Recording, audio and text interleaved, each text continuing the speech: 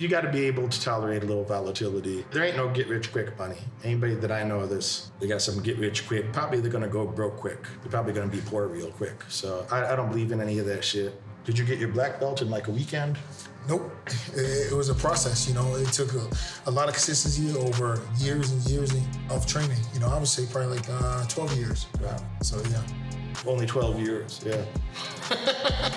So anything you want to get good at is going to take time, man. Anything that's going to be significant, something that's going to change your life significantly, it's going to take time. If you don't have $1 million yet, you're living a much lesser life than what could be easily available to you with the right guidance. My head coach has freed up a few spots in his calendar to hold one-on-one strategy calls with the highest quality applicants. If you're doing well already and you're looking to accelerate your momentum and do even better, click the link in the description now and apply for your strategy session. More at the end of this video. Hello. How are you today? About the homie Derek Brunson, aka Blonde Brunson. Blonde Brunson. Blonde Brunson had a hell of a college wrestling record, had a hell of a UFC record. I understand he's undefeated at PFL. Absolutely. Undefeated. Made my debut about 3 months ago. Successful with a nice victory over a guy who was the former champ over there, so feels good. I bet it does. Derek and I, we've been lifting weights the last couple of days. We've been working on some grappling, as you'd imagine, and we've been talking business, as you might also imagine. That something I appreciate about him, several things really. But he's a good coach. Helped me out with a lot of grappling. He got a great wrestling background. Got his black belt in jiu-jitsu, so legit solid black belt. Plus great wrestling background, makes for a unique combination. Got fight career money. Got endorsement money. Got a new business that you're working on with my friend Gilbert Burns. You got some rental properties. You got a gym. Hired assassin / mercenary. What else you got some money from? Coaching, training, other coaching and training. You say fight promotion? Fight promotion. Fight promotion. Fighter management. So yeah, got a lot of things going. So, we talk a lot of times, this course is primarily about the stock market. That's what they're here for. But I tell them all the time, like, you got to understand, entrepreneurship. If you don't understand how a small business functions, how the hell would you ever understand the stock market? How would you understand how the biggest companies in the world do business if you can't figure out how a small business does business, how a small business works? And that's an insane thought. And if you don't understand how real estate works, then you're going to have a hard time understanding small or big business, because real estate's the number one purchase of almost every consumer. 90-something% of consumers, the majority of their income is going to go towards housing, whether it's rent or purchasing a home. It's going to be the number one purchase that they have, in their lifetime is real estate, and usually to live in. So if you don't understand what's going on with the consumer or what's happening in the real estate market, you're not going to understand how much disposable income they have left, how they're feeling about their life in general, et cetera, to be able to sell them other things in your small or big business. So I think you need to understand all three of those things. And imagine being a professional fighter and you're like, you know what? I'm a good wrestler. I don't need to know nothing about that striking stuff. I don't need to know nothing about jiu-jitsu. I'm going to be an MMA champion, just wrestling. Does that seem like that would work out very well? It does. It seems like it worked out well for the guys who don't want to make it very far. It sounds like the guys who stay on the regional level and never make it to the top promotion. Those guys, they feel like their one attribute is going to be everything, opposed to learning like the intricate parts of being a martial artist. I don't want this to be touch on in a disrespectful vein, but just objectively, like, so you went and kept building skills in the fight game, right? And you got your black belt in jiu-jitsu. You got a lot of knockouts on your resume, so that says something about your striking skills. The other fellas that you were wrestling with in college, what do you imagine their careers are like? Or, what do you imagine a normal person that was wrestling with you back in the day, what did they go on to do with their life? Not the standout people, just average, not the losers, not the winners, just average. What's the average college wrestler doing in his adult life decades later? Probably, got a job, probably doing the day-to-day stuff. I have a family, going to work, putting in probably like 10 hours or 8 hours, 8 to 10 hours of probably a job they don't really like. I don't know, just I guess the masses, just the day-to-day. Doing pretty average shit. Right. Could have been a really good wrestler, but If you don't go build those skills, you ain't going to be that's not going to be your career. So probably doing some pretty average shit. Probably got an average college educated job, making 60 grand or something like that. So, that's the difference of, if you want to make millions of dollars, you're going to have to learn different things. There'll be people on this program where, I got to read a 700-page book this week. But, man, if you can't do that, how are you going to deal with hard things? There's math. There's math in the homework, Derek. There's a little math. I can't do the math. It's like, all right, stay poor. Stay poor. I don't mind if you stay poor. I can't be more committed to your success than you are. I want you to do well. I'm giving you the tools to do well. I hope you do well. But, can you want it? You got people in your gym that probably tell you they want to do these big things, but can you want it more than they do? It's funny when you said that. I see that a lot. Is that you want it more for other people than they want it for themselves, and then also you can't push somebody and make somebody care about something that you care about more than they care about. Like if they really want to succeed or do something that other people aren't doing or something that some might seem as impossible, they got to invest the time. But if they're not even willing to start with investing the time, it's like, how are you even going to get to that, We're talking about that, and I ask a lot of people this question because the clients ask it sometimes. Is like they're used to me being, their coach or their mentor in the context of these courses. So, sometimes it's interesting for them to hear when there's a role reversal. When I'm primarily the student and learning from somebody that, I say in the MMA context that. You're a significantly better wrestler, striker, fighter in general. So when I'm the student and you're the coach, what are your observations of me as a student? Well, as a student, you like to analyze.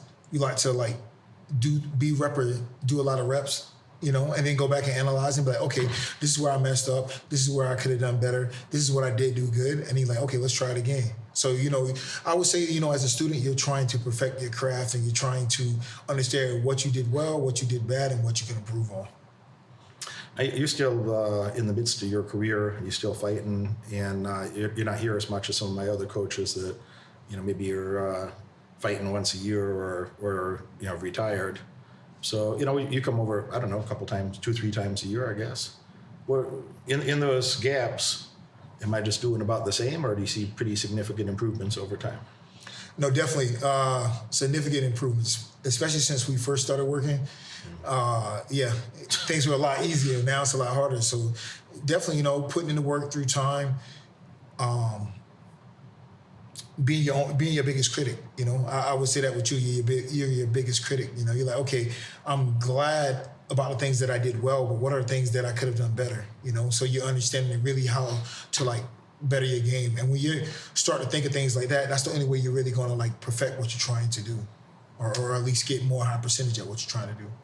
Yeah, I like that honest feedback. It's hard to get honest feedback from intelligent people sometimes, because sometimes they're just like, let me just say a few nice things and skip the other shit so I don't offend this guy, and it's not worth having a negative emotion lingering or whatever else might be. And I think you kind of have to be close with somebody. Somebody has to care about you to give you sincere feedback, or be like, okay, this is good, but this is fucked. We got to fix this. And some of those things are the most valuable things when somebody who's sees the path more clearly can point out to you of like, you better focus here or here. There are going to be problems if you don't, But what I've come to realize also, some people don't appreciate the positive feedback. I tell some of the kids in my gym, I'm like, hey, you actually have somebody getting on you about not showing up, not being accountable. That means they actually care. You should probably start to feel weird when nobody actually cares or nobody's holding you accountable. Some people can't handle accountability, whereas that's the really showing that people actually care about you and want to see you do well. Totally agree. It's, I know who my friends are because they're willing to. Now, it's dangerous for me to say that, because then random people want to just poke at you. Yeah. So I'm your friend Derek, so fuck you, you suck. the people that know you well and are doing better in an area that you want to get good at, it's a good thing if they tell you, like, hey, keep doing this, keep doing this. This shit is a mess. We got to fix this entirely. Be careful about these couple things, I kind of like it like that. I like people that are just pretty straight with me. That it's always nice to hear a couple good words. If you're doing good, you've been working hard, you've been making progress. It feels great to hear a couple good words. But maybe more valuable is, all right, fix this shit over here. Be careful over here. And I think those are the things that keep your brain aware of, like, all right, this is the next opportunity for more growth. This is the next opportunity for more winning, for more success. So if you're a person that can't take some critical feedback, man, you should be. I just echo what he just said, is that you should be grateful if there's somebody in your life that's doing well and they're willing to take the time to teach you how to do better. You should be grateful for that opportunity. Don't be butthurt about it. Don't let it hurt your little feelings. It's like, if there's somebody doing better than you and you want to get results like them, you better listen to that feedback and probably do the damn thing that they're asking you to. It's probably in your own best interest. Let's get in a couple questions in here. There's several. You guys put in several automatically, but add some more questions.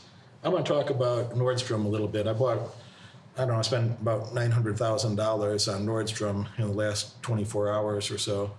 I bought some after hours yesterday. I bought more today. They had their earnings report recently, and the stock is beat up today. It's down 16% or so. Why is it down 16%? Well, they say that they got one less week in the year, which I presume that means one less weekend, because it doesn't make any damn sense that there's one less week in the year. It's 365 versus, actually there's 366 days this year because of leap year. So that's what the media keeps reporting, but that makes no damn sense. So maybe they have one less weekend this year than they did last year. And they say their sales might be off, half of 1% or some shit, or 1% down. So their new guidance is that the revenue might be slightly less, half a week's revenue, 1% less than it was in 2023. And they're going to open some more Nordstrom Rack stores. They're cleaning up some of the Nordstrom Rack stores. I've been looking at those. That they're actually clean now. They looked like shit for a while. There's shoes all over the floor. There's people take shirts and clothing and throw it on the floor or throw it on top of the rack, and it just looked kind of messy and frumpy. So the stores that I've been in recently actually look relatively clean and look a lot better. When I look at it 16% down, I'm like, all right, so they're opening more stores. The revenues are going to be off 1%, maybe. And therefore you're down 16%. It makes no damn sense. So when I see things like that happen, two things happen in my life. People, oh, Derek, should I sell? Should I sell? I say, hey, you got to make your own decision, man. Like, it's your portfolio and it's your future. When I see things that are down significantly for no reason or not much of a reason, I like to buy more during those times. So I'm a distressed investor. I like to buy things, and when people are panicked and doing stupid shit, that's a great time for me to buy things. I love those opportunities. So, on a day when I'm down more than, something like 600,000 plus on just that stock, just that one stock, I'm down a few $100,000, over $500,000 today. I bought more. I spent almost $1 million on the stock yesterday and today. Bought another 50,000 shares to add to what I already had. So you can make your own decisions. You should make your own decisions. I don't go buy something you don't understand just because I mentioned it.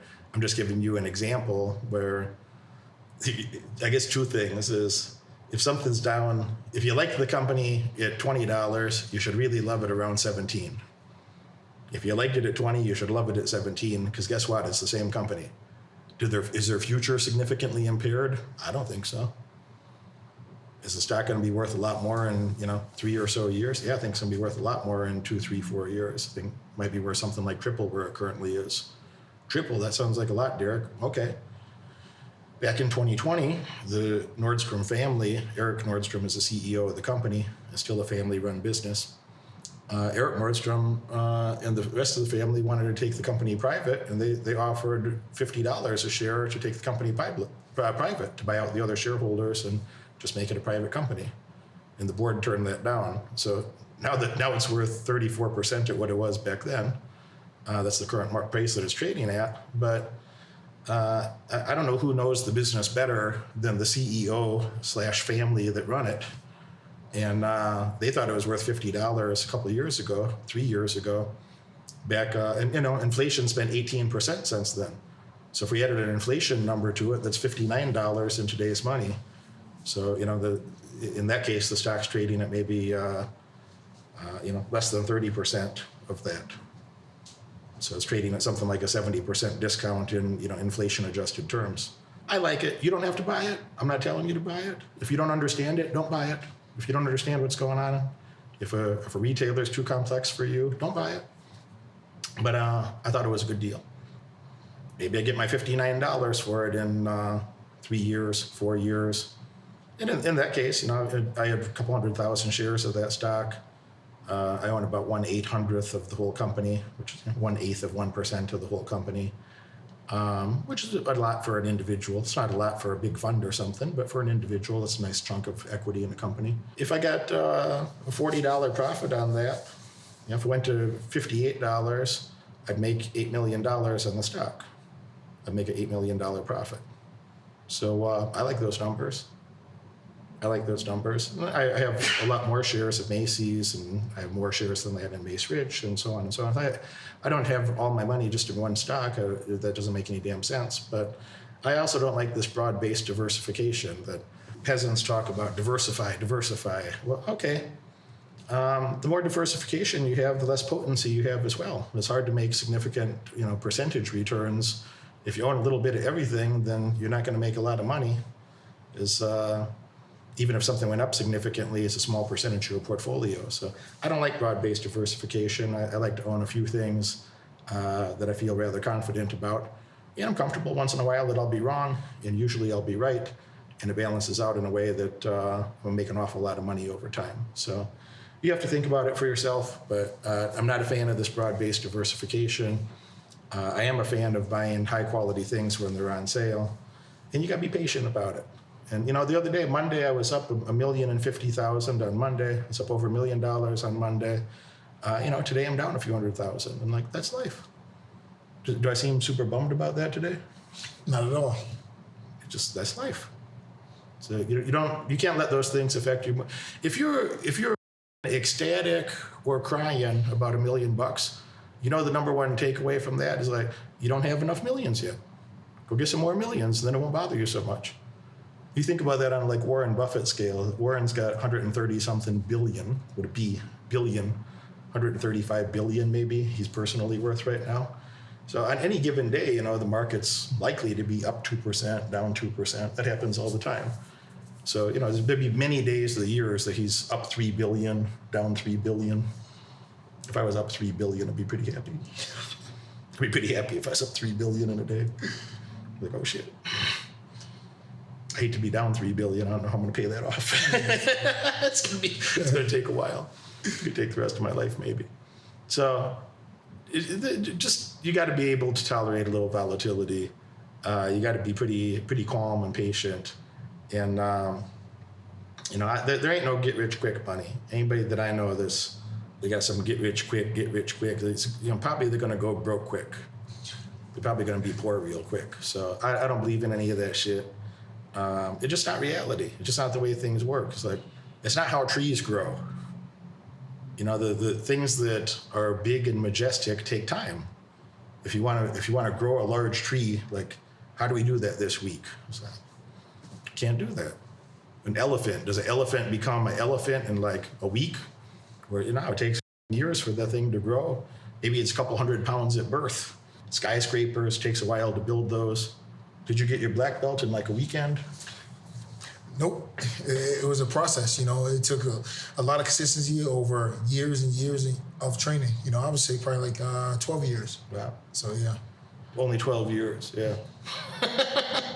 So anything you want to get good at is going to take time, man. Anything that's going to be significant, something that's going to change your life significantly, it's going to take time. Don't have these crazy delusions. Everything's going to happen overnight.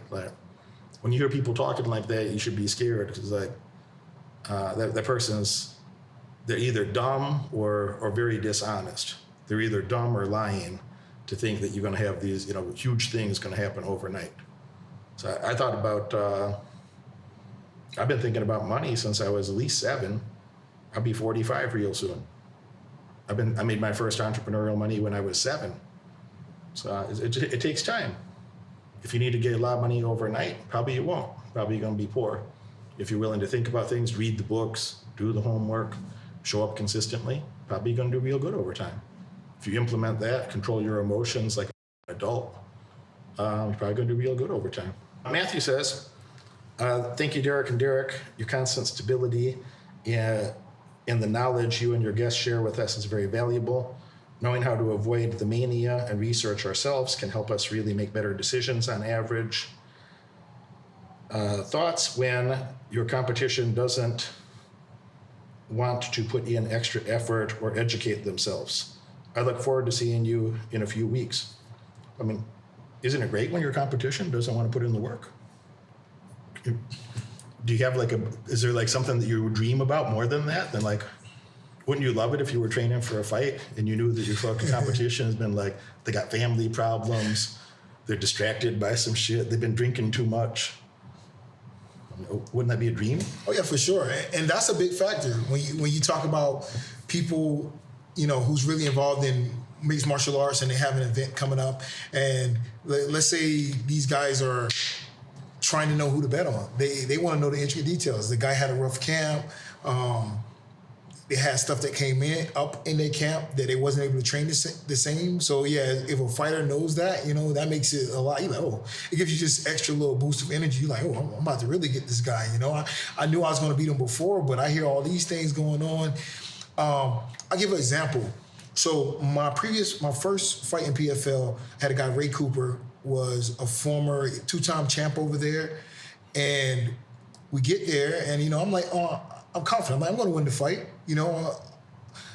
I get there and I'm here. He's having problems making weight. So I'm like, oh, okay. So that kind of gave me I'm like, oh, what went on in this camp that make him have problems making the weight? Because normally when you have a good camp, making weight is no problem. Mm-hmm. But it's factors like that, and when where things are not going great in their camp, and you start hearing all these little whispers like, oh, well, it gives you a little boost of energy, and you're like, hey, I'm really about to outwork my competition, outwork this guy, and it's extra factors to let you know that, hey, this guy hasn't put the preparation that you have in this competition, so make things a lot easier for sure. You watch this video all the way through, and that tells me you're dedicated to learning more and earning far above average outcomes in your life. Congratulations for that. But now it's time to take action. If you could have earned those results by yourself, you would have done it already. My head coach has opened up a few spots on his high-demand calendar for an in-person, one-on-one strategy session to help you. On this call, we'll give you the pragmatic advice that you can implement tonight to get laser-focused on the right metrics and leave mediocrity far behind in your past. Click that link right now in the description below and apply for your call immediately. Do it now.